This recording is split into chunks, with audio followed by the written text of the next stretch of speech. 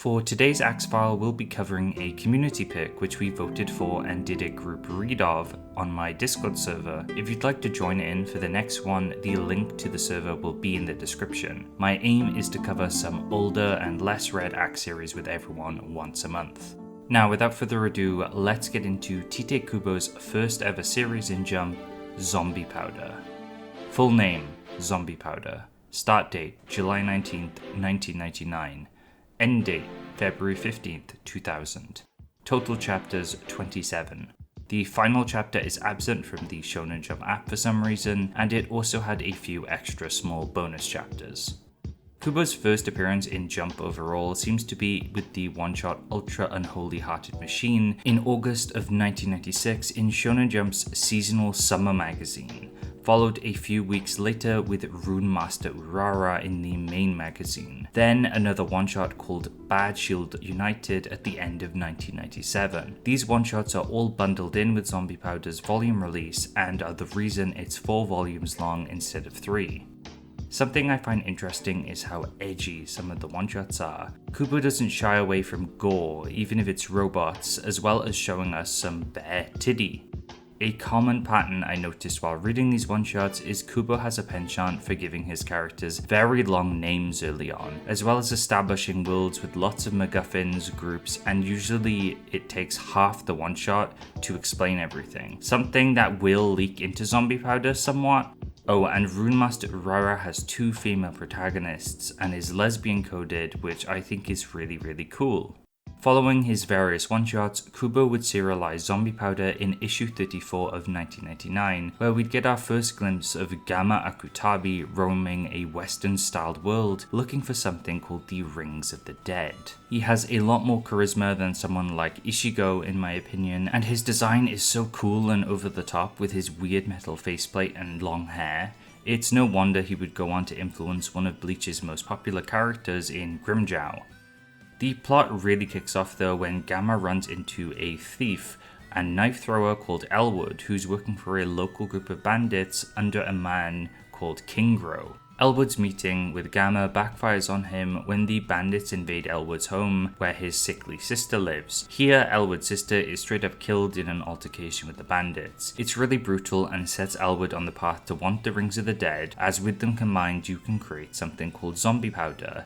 It's something with the ability to resurrect the deceased, and thus the title of the manga is now explained. Gamma then finds his way to Elwood and whips out his massive chainsaw sword, catching bullets with his bare hands and defeating the bandits effortlessly. It's an instance of how good Kubo is at drawing something ridiculously cool. With the bandits and Elwood's sister dead though, Elwood wants to follow Gamma in an attempt to resurrect his sister, and this is our setup.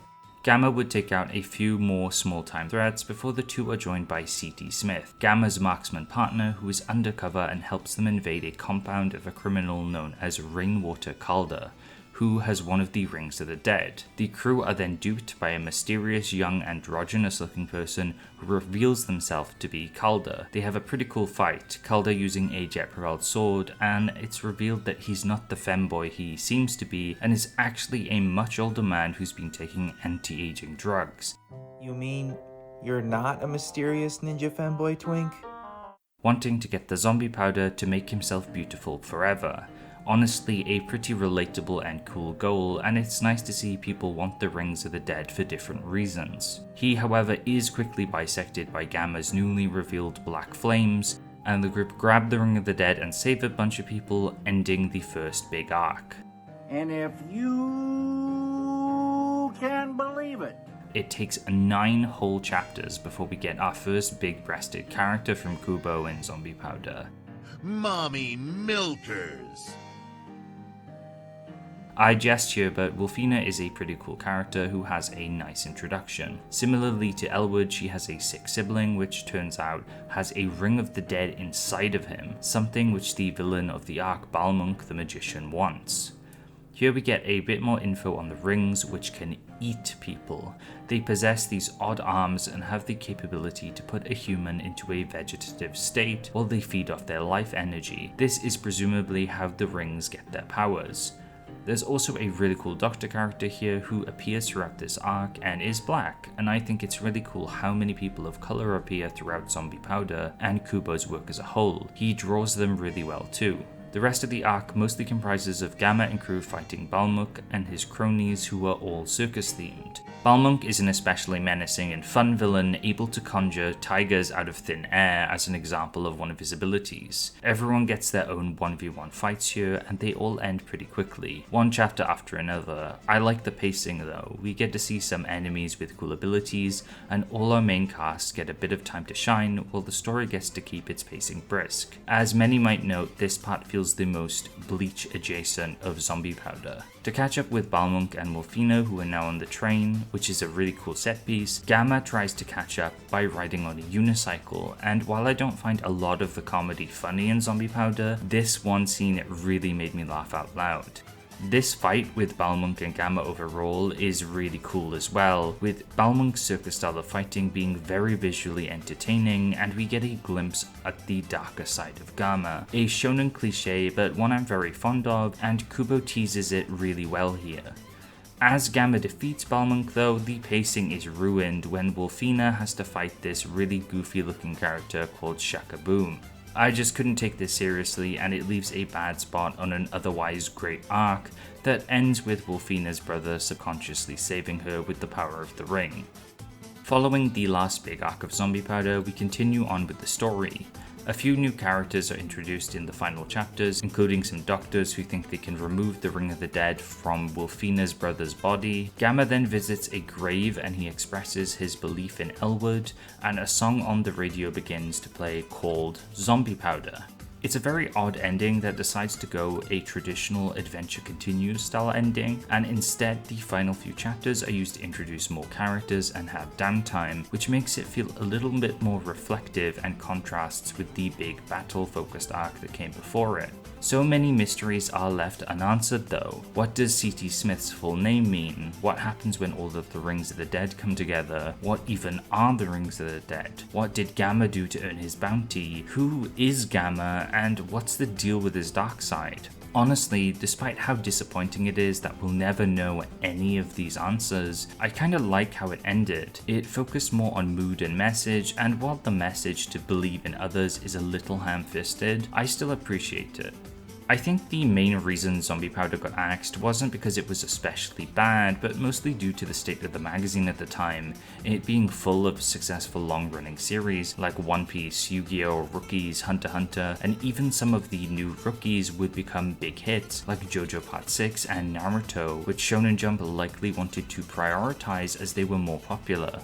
There wasn't a shortage of battle shonen at the time either, and I don't know if Zombie Powder was bringing anything fresh to the table, especially when Naruto was in the middle of the land of waves at the time. And another thing I want to mention is that Western style settings might not do best in Japan. I remember Araki mentioning this in his book Manga in Theory and Practice, and alongside this, the Western manga Gunblaze West would debut in 2000 and also would not do well and would get axed quickly.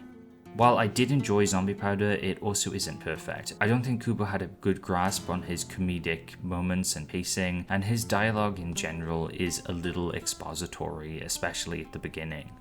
Personally, I would have liked to see a world where Zombie Powder got a few hundred chapters instead of Bleach. I think its world and characters are more initially appealing, and the Balmuk arc was very enjoyable. It saw the series begin to improve while introducing a lot of interesting mysteries. It's hard to say I'd prefer it over other manga and Jump at the time though, but overall I think it deserved to stay a little bit longer. Now, let's see what the Discord has to say. Most people praise it for its cool factor, designs, and the Balmuk arc near the end is the most praised part due to its similarities to Bleach. The ending was also subject to some mixed reception on the server, with the majority not liking its abruptness, but some not minding it. Other positives include its setting, which some likened to Trigun. I definitely felt that too, and would have loved to see its setting explored. A sentiment seen with others too, and the fact that there were a lot of loose ends. Overall, it seems like people enjoyed it for the most part, but understood why it got axed. The YouTube poll saw 56% of people vote indifferent out of 114 votes. I have a feeling not as many people have read Zombie Powder since it's older, or people read it so long ago they don't have much of an opinion. The rest of the votes were a 21 and 23% split in favor of it not being axed, but it's pretty close. We didn't get many comments either, but they were generally favorable, again mentioning Trigun, calling the series weird but not the worst. Twitter had less votes at 43%, but similarly more than half voted indifferent.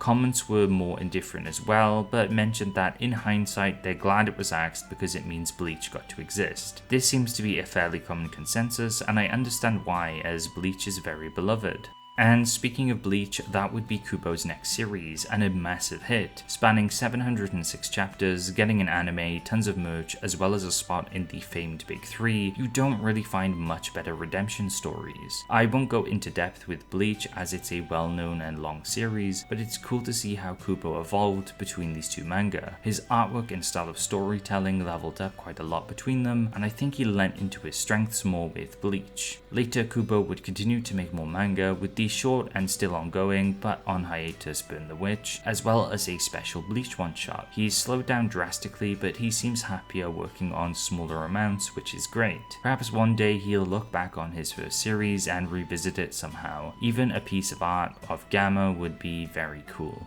And that was Tite Kubo's Zombie Powder, a distinctly 2000s feeling adventure action manga from a legendary author that I actually really enjoyed covering, and I hope you enjoyed the video too. If you did, consider subscribing for more videos like this, and if you like Shonen Jump and manga, you could check out my History of Shonen Jump series, where I cover the world's biggest manga magazine year by year. As always, thank you for watching, be kind to each other, and take care.